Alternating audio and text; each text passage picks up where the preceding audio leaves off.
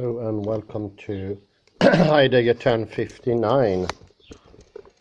And I got some thoughts since the last recording. I was talking about Jacques Derrida's deconstruction of Lévi Saussure's signifier and signifier. And I will today talk a little bit about a deconstruction of, in my turn, Derrida. Yes, this is the disciple getting at the master. It's bound to happen in the end. My ideas, let me brief you a little bit what I got this idea from. My ideas are stemming from my studies in phonetics in the 1990s, and I was a very reluctant student. Not very much liking. I thought that knowledge somehow must be in the words, in the representations, and to use the terminology of Ian McGilchrist, I was very much into the left hemisphere. So it did not appeal to me to listen to voices, seeing their frequencies, and actually hearing them. For me, the important stuff was something that was beyond that, not present, not of this world, something otherworldly. But in the end, the dear teacher, who was a very nice and kind-hearted fellow, quite unusual, I would say, at the university, caring about his students, wanting them to further their lives, to have something to take with them, so to speak, maybe a Swedish phrase, meaning that they wouldn't leave the place empty-handed, just with some new concepts. He was a heartful man, and I think now, today, so many years later, I don't think you can teach if you don't have a heart. And I think teaching is a sort of giving. And as I mentioned in the last lecture, I think that was the unison experience during the academic years, and it was a taking rather than a giving. I lost things when I was there, and I lost my curiosity, I lost my openness to the world, but I also lost the understanding we are all together in this. Compassion plays a role in knowledge, and it cannot be sort of dissected off. So those things that have been appealing to me, of course fueled by the insights from Ian McGilchrist and his great book, the largest collection of research material ever to have put together. He is starting something new altogether. And it's nothing like the old stuff. And actually, as he says, he can't even be understood by using the old stuff. From that comes non-understanding. So that is the background. Well, we talked last about signifier and signified. And a signifier that was supposed to be maybe a letter or a sound, mostly in Saussure. And Saussure meant that, looking into this, that it was only difference that sort of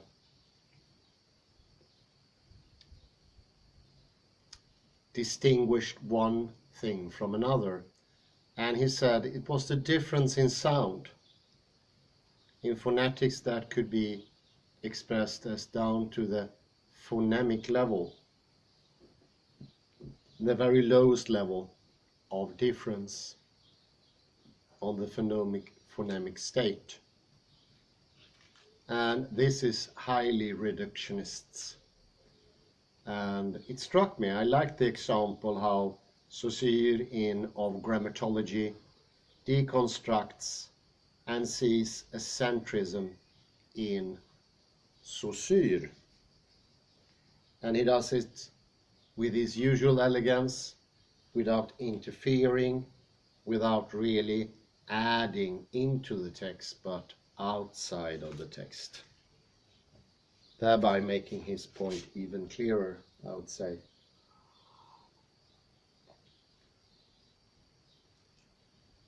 But there is an underlying assumption that Derrida seemed to share with Saussure and so many others. And this is something I remember from the phonetics. How Per actually showed it is not true that the sign is completely arbitrary. So what Derrida was looking at and trying to do was a reversal from signified to signified, reversing that, making the signified more important. The difference itself, the arch difference or the RK writing, he turned that into a reversal and deconstructed the center. But what I'm proposing here might be time to deconstruct the decentralism, to re-establish a center. That is my take here. And I feel almost like a revolutionary or a really bad disciple of Derrida once doing that, but I don't really think he would have minded.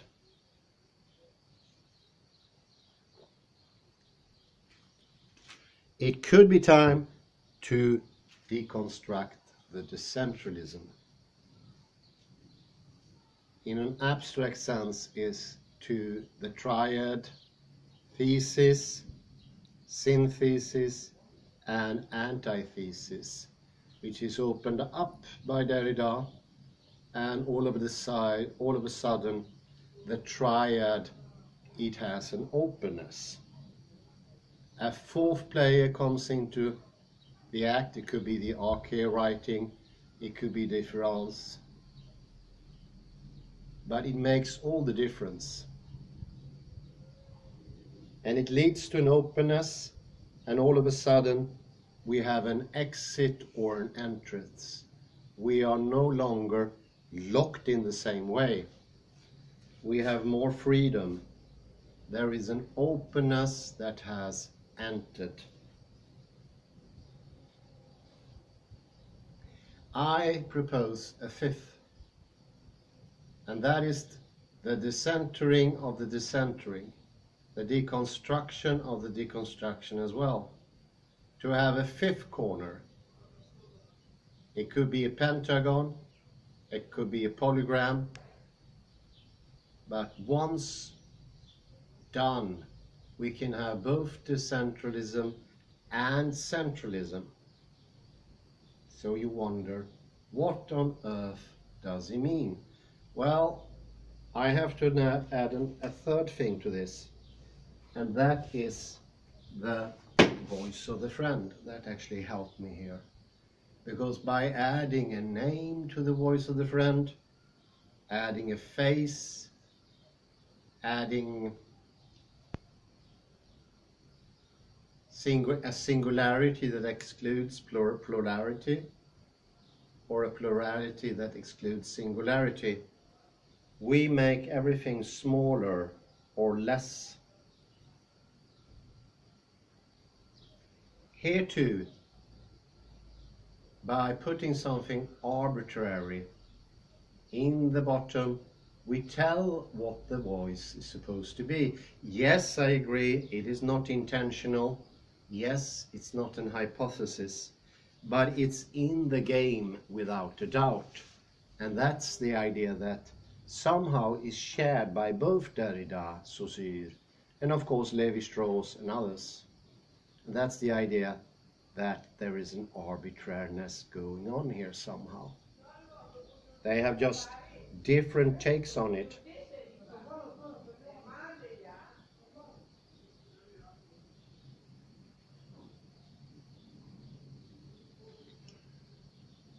I say the words are not arbitrary. I think it's ridiculous to say that even. And that was indicated by Per already in the 90s. I think the word speaks for itself. It is not neutral, sterile, dead, static, non-saying, non-transferring. None of those non-things is actually present. I think the word is in itself. It has been found out, and I'm not going to do this the scientific way, but I'm going to add some things just to help your mind going in the right direction. There has been many theories, investigations that there are connections between with different sounds and, for instance, size. L is very seldom connected to big things, like little, liten, and so on. Whereas big usually have some sort of plosive. Bigness is connected to plosive. Badness is usually something with a G. Those things has been indicated. But more obvious, I don't know where on earth would the arbitrariness come from at the very beginning. Where would it stem from? Is not sound something that is already always there? Why do we think that arbitrariness sort of evolves? I think that's ridiculous. And this is the second take coming from Ian McGilchrist, and especially in his discussions about sound and language.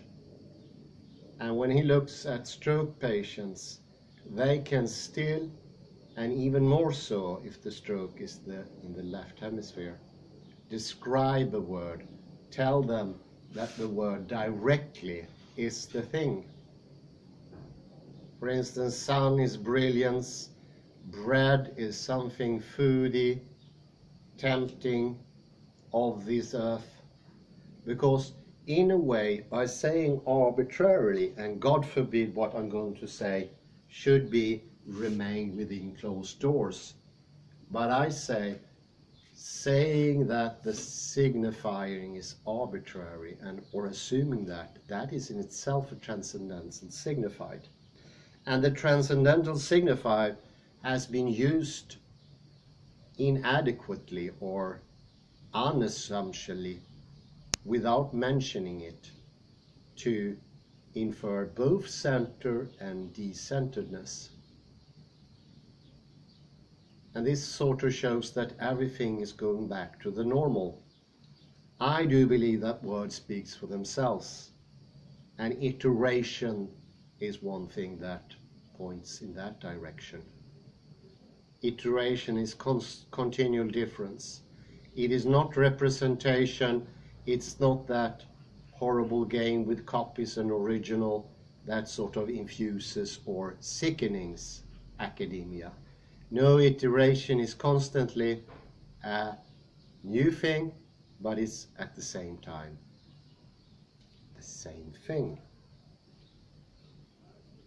And this is this fifth take I'm proposing here, where we can have presence, we can have permanence by inferring the fifth corner, and that fifth corner means that once we accept both absence and presence, this turning about, this fluctuation, this oscillation of the text, or the world, or the thought, or whatever it is, that's the complications, that's the iterations, that are the different takes on the Necker cube.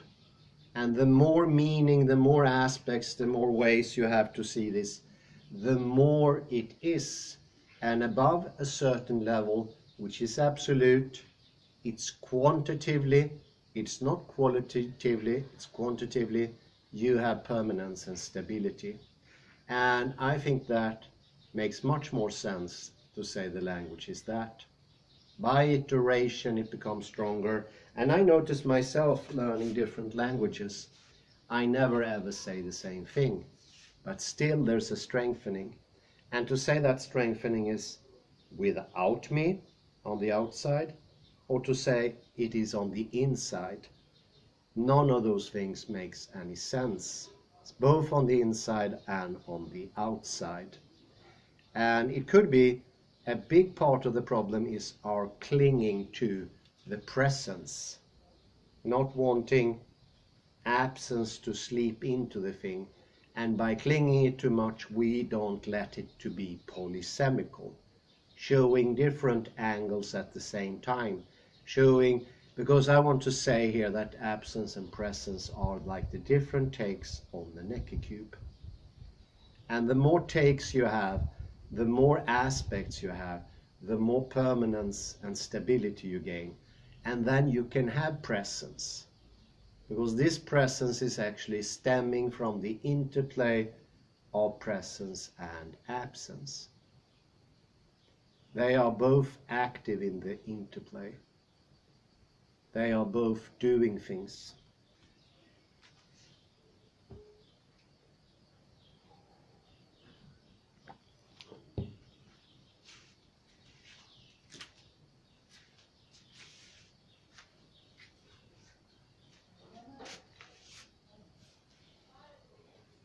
So it's opening up the triad and making it to this fourth cornered thing. I would call it a Derridian Chattoskotti. And I'm adding a fifth ingredient, a fifth corner, to make it a pentagonal. And making it a pentagonal, I say we open up the decentedness, and all of a sudden permanence can shine through. Because all that is permanent, all that is persistent are iterations. We know that. That is something we have to start with. And I think maybe one of the demeanor, and I listened to this last lecture or dialogue between Ian McGilchrist and this Indian pundit or scholar. And it was very interesting because they saw education going down slope. It's reinforcing the left hemisphere, this taking away things. And I think the left hemisphere has a sort of a permanent representation of the world. And this permanent representation which it clings to. So representation is what the left hemisphere do. Presentation or reality is what the right hemisphere do. And the right hemisphere is all the time claiming difference or oscillations or iterations. It is made out of the play of presence and absence. And it doesn't cut out presence to be a copy of absence, like cutting it out like this. Because that limited mindset I met in academia, as Ian McGilchrist calls the killing of understanding, just have representations. That's the left hemisphere's automatically presenting its own material again and again and again, never-ending presentation of what is already seen before, regurgitating, ruminating the own material over and over and over again, and blocking out everything that is of importance. Our heart consciousness, friendship, love, caring. It is an attitude. There I completely agree with Ian McGilchrist. And I think this is part of my criticism of Derrida here. It's a lack of presence. And with presence, I mean being present with others, listening to the voice of the friend, taking it in, being it with it, not distancing oneself, not being this horrid left hemisphere insult of an understanding. And I just feel more and more the whole educational system was for me a massive insult. It was taking apart, fragmenting, being ice cold, not caring about others, not interacting with others. And of course that was even worse in Sweden. We don't have this system of pubs and social intercourse. it became heartless, it became gruesome, and it became the very thing that is in opposition to knowledge. For the furthering of human beings, it became the opposition to aesthetics.